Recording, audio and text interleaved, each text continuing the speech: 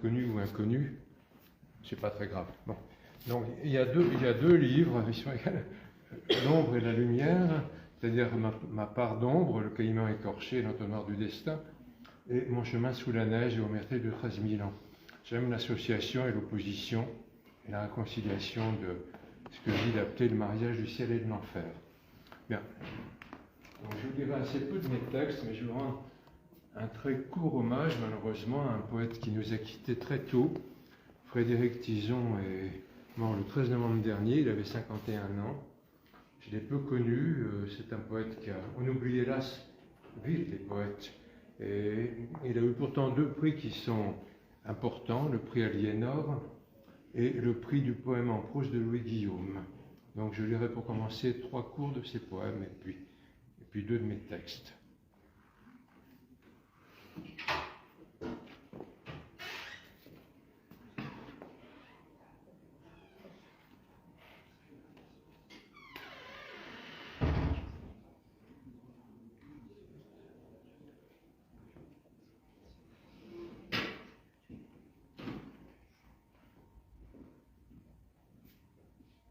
Une voix chante, dont on ne sait d'où elle vient.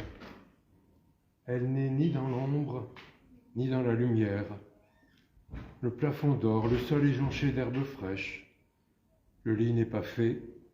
Les fenêtres sont ouvertes sur un silence aussi calme qu'une rivière. On attend encore une étoile, un soleil, une terre. Quelqu'un a traversé la chambre, une lampe à la main. Veillons là, ces sentinelles, nos regards se suffisent, pleurons comme il neige, aimons comme il vente. Dans nos yeux et sur nos lèvres, des galaxies reviennent, des galaxies s'éloignent. C'est là notre chanson de neige, c'est là notre chanson de vent.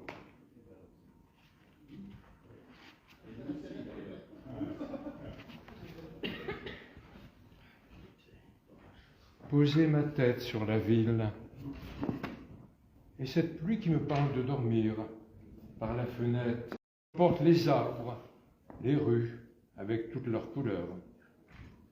Reposer ma haute tête sur le seuil de toute porte de la ville. Or, le soir, me promener dans l'avenue, une main posée sur l'épaule d'un inconnu, et danser, boire et sourire, et ne jamais aimer. Reposer ma haute tête de désordre et de hasard dans les couloirs de la ville, sur les bornes, près des hortoirs. Et la nuit et l'air, et toutes les ailes qui relèvent la rue des soupirs, et la rue de Fumée.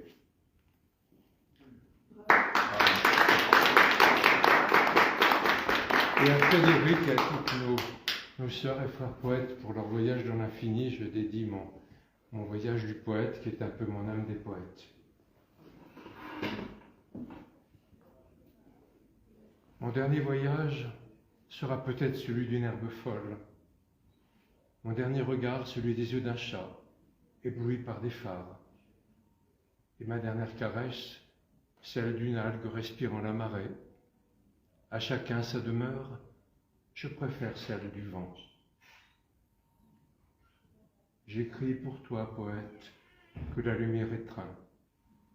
D'une nuit moirée, soleil désenchanté, les silences du désir bruinent sur le jour grinçant, qu'il murmure sur la mer, au rivage défaillant.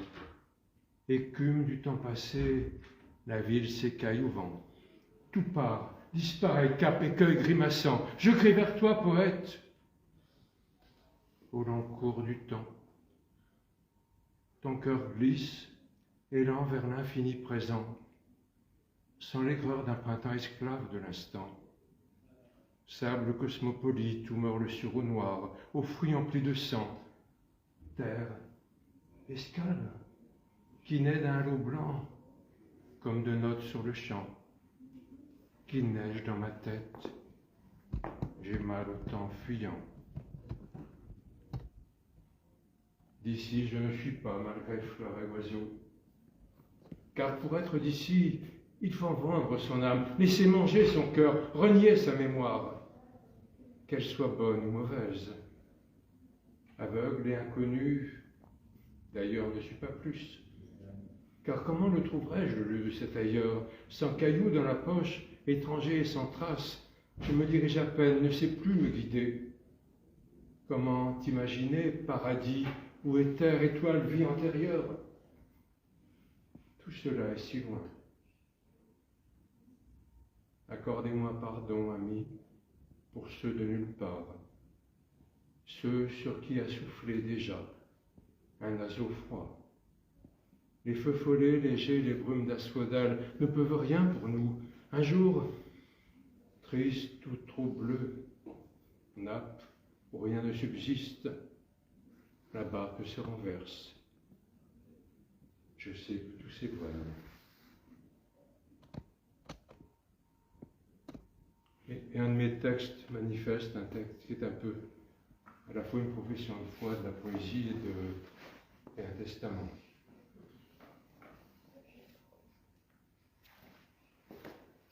Demain, le poète sera-t-il encore voleur de feu, préposé à recueil, ou simple courtisan d'une muse emmitouflée?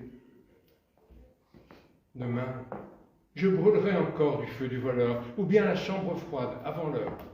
Demain, j'enverrai par-dessus bord mes poèmes faits, trop faits, coulants et recoulants. D'autres aussi, vanité de plumes molles. Ou bien je tournerai le doigt à Crevel, à Rimbaud, à Lorca, mais ça jamais. Demain, je choisirai encore et désespérément d'être toujours moi-même, pas languie dans le sable, mais l'écharde dans le nombre, et ceci sans mépris mais détermination. Demain, et bien debout et toujours sur mes quilles, je longerai la mer le plus longtemps possible, sans plus me retourner et sans me prosterner. Demain, qu'est-ce que j'en sais? Les hommes auront sans doute su abolir le temps, par eux-mêmes l'inventer. S'en aimeront-ils mieux? On peut toujours rêver des parfums de l'enfance, du sauvage de Diderot à l'unisson du temps. Hydre de demain dénoncé de toujours, l'incommunicabilité d'être à être, se moque bien des frontières, des tablettes, des smartphones. Spectre roi des vampires, nommé malentendu incompréhension la porte, telle une fée noire, au berceau de demain. Ce demain, si fragile, qu'il vacille déjà sous le poids des bolides, des trafics, des machines, dans un air raréfié. Ce demain qui s'avance sur tant de logorées, des goulinades de masse, barbe à papa, barbe à bobo, et qui s'écoute parler. Ce demain qui est là, saura-t-il retrouver le goût d'une qualité, d'une sensibilité si près de disparaître? En aura-t-il notion? Quelques lucioles, celle de Pasolini, traversent ces nuits obscures. Ô Tchéki, je sais que le cassia solaire renaissant reverdira demain dans sa couronne d'épines et ses grappes sang. Pourtant, je ne sais pas si ce qu'il dit des choses, de leurs secrets profonds, l'emportera vraiment sur les brutes d'ici, les barbares d'ailleurs, sur ceux tombés à terre que l'on ne relève pas, sur la laideur d'un monde dégueulant de partout. Demain, je n'écrirai pas de mémoire. Il n'y aura plus de temps auquel parler du mien et de ma vie poreuse. Je choisirai encore de soumettre grisaille et face d'ombre au répond du soleil. Non dans un cabinet, pas en scribouillant. Demain, j'irai encore à la source des corps, rêvant qu'elle sache du moins réconcilier les cœurs. Source qui est aussi messe de vérité, sans besoin de faire part pour des mariés fondants et confondants. Couple, robes et vestons, dragées amidonnées et rosettes au revers. Demain, je ne serai plus rien et n'aurai rien été. Et comme nous tous au reste, pour moi, sans alibi, trace, ni besoin de faire. Et c'est bien dans ce rien que réside mon tout.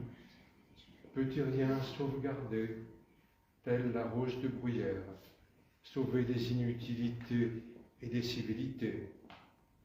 Maigre rien qui me conduira demain et à la veille. Et même si la plupart menés pour exister n'ont jamais fait que suivre, de maigres chats huants crucifiés par la norme ont porté leur destin, alors encore demain, puis d'autres après-demain, et enfin le repos, le moment du passage, choisi, voulu, être, et puis cesser d'être, tout est simple, accompli, à la vie, à la mort, à demain. Bravo.